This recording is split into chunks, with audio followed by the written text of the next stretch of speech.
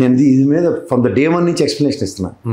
Saraswati projects షర్మిలమ్మకి సంబంధించినవి, విజయమ్మకి సంబంధించిన షేర్లు ఇవ్వడం జరిగింది.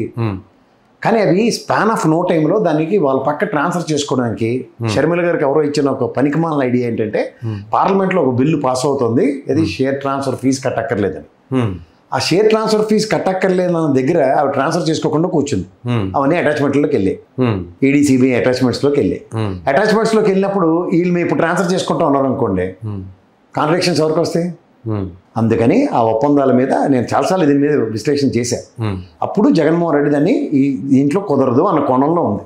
కానీ ఈ రోజు కూడా జగన్మోహన్ రెడ్డి గారు సరస్వతి ప్రాజెక్ట్ సంబంధించిన షేర్లు నేను ఇవ్వను, ఇలాంటి విషయాల్లో ఎక్కడ ఎదిలేదు. ఎన్సీఎల్టీ ఆ రోజు ఇచ్చిన దాంట్లో హైదరాబాద్లో ఇచ్చిన తీర్పు ఏంటంటే, right no anyway it is not transferable, కాబట్టి నేను ప్రాథమిక ఒప్పందం ఏదైతే చేసుకుంటున్నా అది రద్దు చేసుకుంటున్నా అన్నాడు ఆయన. తదనంతర పరిణామాలు ఇవాళ మళ్ళీ ఒప్పందం లేదు కానీ ఆ షేర్ హోల్డర్స్ నేనే అన్న కోణంలో ఒకవేళ చెన్నై హైకోర్టు పరిగణలోకి తీసుకున్నా, విజయమ్మ గారికి తనకు షేర్లు తనకు వర్తిస్తాయని చెప్పడం నేనైతే దాంట్లో పెద్ద రాకెట్ సైన్స్ ఏం చూడట్లేదు. లేకపోతే కొండదేవి ఏదో ఎలకని పెట్టారనే కోణం కూడా నాకు కనబడట్లేదు. She had a primary, she had a right, but subject to ID అటాచ్మెంట్లో లేనప్పుడు ఆవిడ షేర్లు ఆవిడే ట్రాన్స్ఫర్ చేసుకోవచ్చు.